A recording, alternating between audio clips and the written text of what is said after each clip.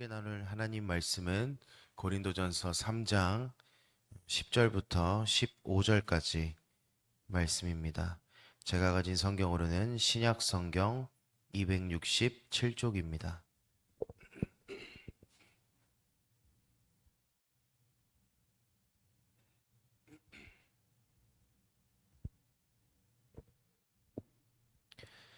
고린도전서 3장 10절부터 15절까지 말씀 한 절씩 교독하도록 하겠습니다. 내게 주신 하나님의 은혜를 따라 내가 지혜로운 건축자와 같이 터를 닦아두매 다른 이가 그 위에 세우나 그러나 각각 어떻게 그 위에 세울까를 조심할지니라.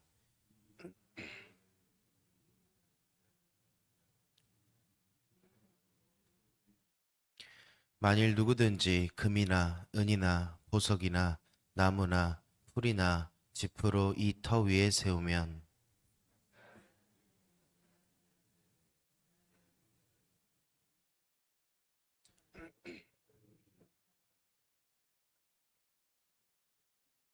만일 누구든지 그 위에 세운 공적이 그대로 있으면 상을 받고 누구든지 그 공적이 불타면 해를 받으리니 그러나 자신은 구원을 받되 불 가운데서 받은 것 같으리라. 아멘. 네, 우리가 지난 시간 이 고린도전서 3장 이 전반부의 말씀을 나누면서 이 바울이 계속해서 이 고린도 교회의 그 문제점들을 지적하고 또 다시금 회복할 것을 이 고린도 교회에 이야기하고 있습니다. 지난 시간에는 바울이 이제 계속해서 사람의 중심으로 따르려는 이 고린도 교인들에게 자기가 자기의 신분이 어떠한지를 이야기를 합니다. 뭐라고 이야기를 합니까? 나는 너희를 위해서 하나님께서 시키신 일을 하는 자일 뿐이다.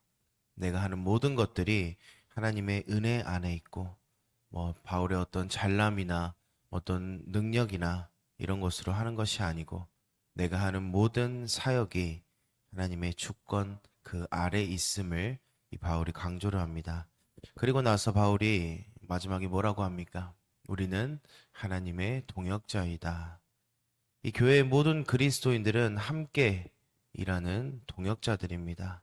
각자의 소명대로 부르심을 받은 자들이고 또 합력하여서 선을 이루어야 할 공동체입니다. 교회가 하나 되는 유일한 방법은 하나님만을 바라보는 것입니다. 오직 자라나게 하시는 분은 하나님 한 분임을 우리가 기억해야 한다는 것입니다. 오늘 본문에서 이 사도 바울은 고린도 교회를 향해서 그들의 신앙과 그 삶을 건축에 비유를 합니다. 우리의 믿음과 삶이 어떤 기초 위에서 세워지고 있고 또 어떤 재료로 그 위에 건축하고 있는지 우리가 살펴보는 것이 중요합니다. 오늘 본문에서 이 바울은 예수 그리스도가 우리의 교회의 유일한 기초임을 선포하고 그 위에 세워지는 교회에 대해서 가르칩니다. 우리는 어떤 기초 위에 어떤 재료로 이 교회가 건축되고 있는지를 점검해야 할 때입니다. 시편 127편 1절에서는 이렇게 말씀하고 있습니다. 여호와께서 집을 세우지 아니하시면 세우는 자의 수고가 헛되며. 우리의 신앙과 인생도 마찬가지입니다. 예수 그리스도의 기초로 세워지지 않는 삶은 헛된 삶이고 소망이 없는 삶이 될 수밖에 없다라는 것입니다. 오늘 본문 1절 한번 보겠습니다. 내게 주신 하나님의 은혜를 따라 내가 지혜로운 건축자와 같이 터를 닦아두매 다른 이가 그 위에 세우나 그러나 각각 어떻게 그 위에 세울까를 조심할지니라. 바울은 자신을 하나님의 은혜로 세워진 이 지혜로운 건축자다라고 자기를 소개하고 있습니다. 여기서 지혜롭다라는 말은 그 의미대로 그 말 그대로 지혜롭다라는 의미도 있지만 숙련된 사람, 숙련되었다라는 의미도 가지고 있습니다. 그렇다면 이 지혜로운 건축자라는 이 바울의 소개는 바울은 사람의 지혜가 아닌 하나님의 지혜로 이 고린도 교회의 기초를 놓은 하나님의 지혜로 숙련된 자임을 지금 드러내고 있는 것입니다. 또한 바울은 자신이 예수 그리스도를 통해서 기초를 놓았다라는 것뿐만 아니라 그 기초를 어떻게 놓았는지 그 방식까지 강조하고 있습니다. 그 방식이 무엇입니까? 내게 주신 하나님의 은혜를 따라서 내가 이렇게 숙련되고 지혜롭게 기초를 놓은 그 모든 것이 하나님의 주권 아래 있다는 것을 지금 바울이 강조하고 있는 것입니다. 바울의 모든 사역은 단순히 사람을 모으고 교회를 건물을 세우고 그런 것이 아니라 그들의 신앙에서 오직 예수 그리스도의 기초를 두고 세워지도록 돕는 것이었습니다. 그리고 나서 하반절에 말합니다. 다른 이가 그 위에 세우나 그러나 각각 어떻게 그 위에 세울까를 조심할지니라. 이 말의 의미를 우리가 고린도전서 3장 6절을 생각해 보면 쉽게 이해할 수가 있습니다. 나는 심었고 아볼로는 물을 주었을 때 오직 하나님께서 자라나게 하셨다니. 여기서 바울이 말하고 있는 이 다른 이는 이 교회에 있는 모든 사역하는 사람들, 하나님의 일을 하는 자들을 의미합니다. 그러면 이 말씀은 무엇을 의미하고 있습니까?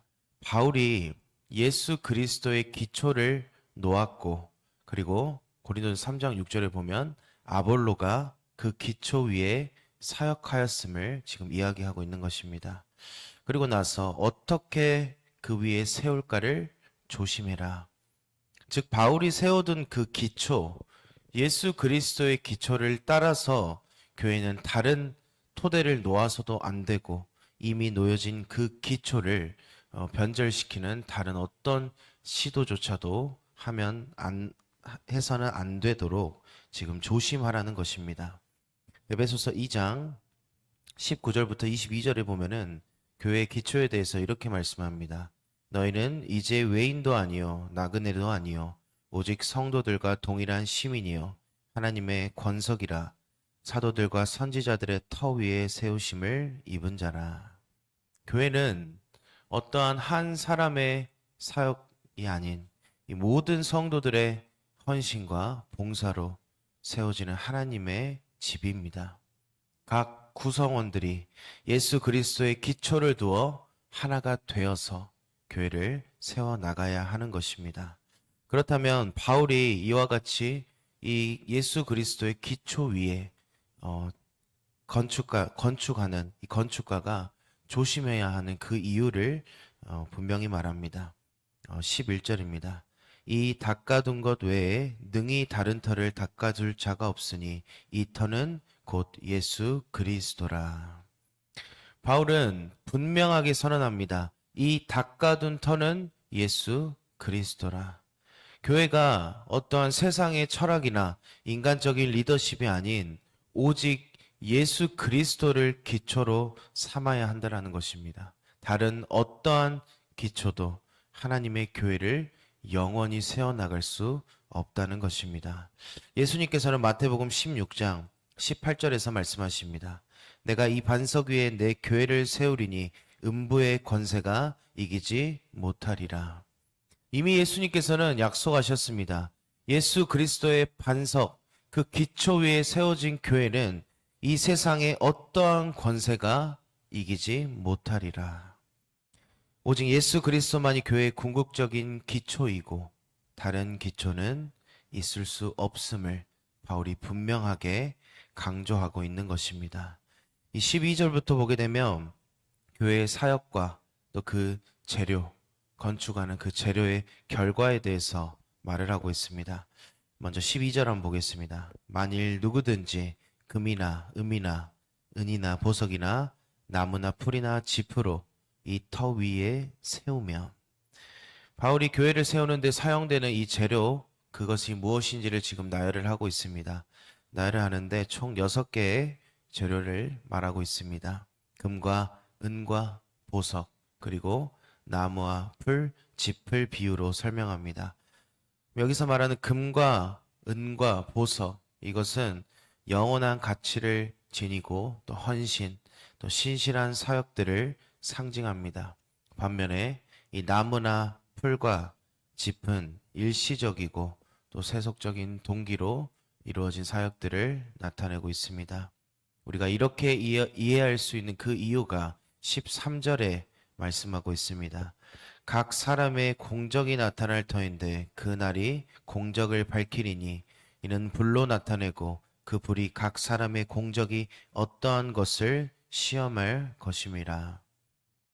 각 사람의 공적이 나타나게 됩니다. 그런데 그 나타나는 날이 언제입니까? 그 날은 심판의 날, 주의 날, 예수 그리스도께서 다시 오시는 그 날을 의미하고 있습니다. 그렇다면 최후의 심판에서 예수님을 다시 우리가 마주했을 때 우리의 사역과 헌신은 예수님 앞에서, 하나님 앞에서 시험을 받게 될 것입니다. 무엇으로 시험을 받습니까? 불로 시험을 받습니다. 교회를 세우는 우리의 봉사와 헌신이 진정한 믿음 안에서 순종에서 비롯돼서 불에 타지 않는 금과 은과 보석 같을지, 아니면 자기의 영광과 인정받기 위해서 이루어진 불에 타버릴 나무나 풀과 집과 같은지 주의 날에 분명히 드러날 것을 바울은 말하고 있는 것입니다. 요한계시록 22장 12절 말씀입니다. 보라, 내가 속히 오리니 내가 줄 상이 내게 있어 각 사람에게 그가 행한 대로 갚아주리라. 교회 사역에서 중요한 것은 어떤 외적인 성과가 아닙니다. 교회가 얼마나 하나님의 뜻에 합당하게 그 사명을 감당하고 있는지, 또 얼마나 예수 그리스도 안에서 믿음으로 세워져 있는지가 중요하다라는 것입니다. 그리고 나서 이 불시험을 통과하고 난 다음에 결과에 대해서 14절부터 15절까지 언급을 하고 있습니다. 만일 누구든지 그 위에 세운 공적이 그대로 있으면 상을 받고 누구든지 그 공적이 불타면 해를 받으리니 그러나 자신은 구원을 받되 불 가운데서 받은 것 같으리라. 예수님의 그 마지막 날에, 주의 날에 상을 받는 자는 하나님께서 이 교회를 위해 신실하게 헌신하는 자에게 상을 약속하십니다. 이 상급은 단순히 인간적인 보상이 아닙니다.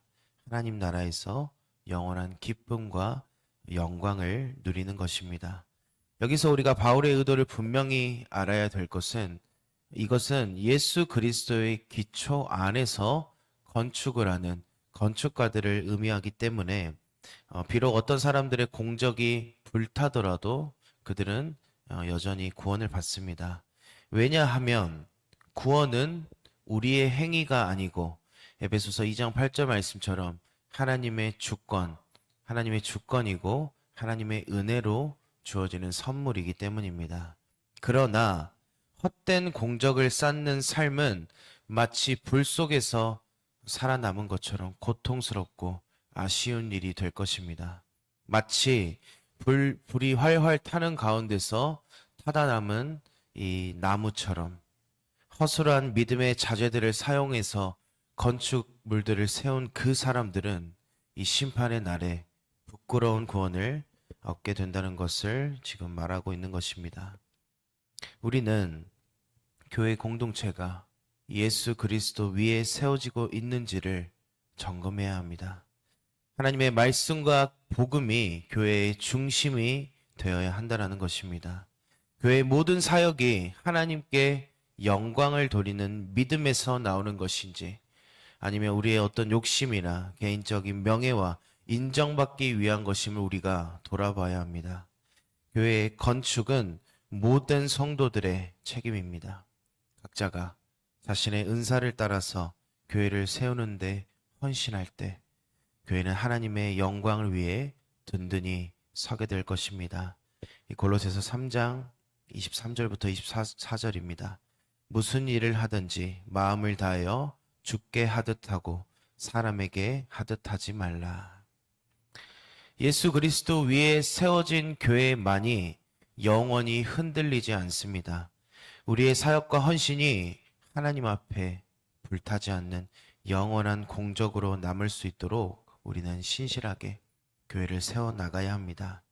오늘 말씀을 통해서 우리 모두가 교회 공동체 안에 각자의 그 사명들을 깨닫고 또 예수 그리스도를 기초로 세워지는 하나님 나라의 거룩한 건축자들이 되기를 소망합니다. 기도하겠습니다. 하나님 아버지, 은혜와 사랑을 너무나도 감사합니다. 오늘 우리에게 주신 말씀을 통해서 오직 예수 그리스도만이 우리의 삶과 교회의 기초가 되심을 깨닫게 하시니 너무나도 감사합니다. 우리의 모든 사역과 헌신이 하나님의 영광을 위한 금과 은과 보석과 같은 공적으로 남게 하시고 또 겸손하게 주의 은혜 안에서 한 동역자로 세워지도록 주님 함께하여 주시옵소서. 우리의 삶 속에서 언제나 주님의 뜻을 구하고 성령님의 지혜로 나아갈 수 있도록 주님 함께하여 주시옵소서. 다시 오실 예수님 이름으로 기도드리옵나이다. 아멘.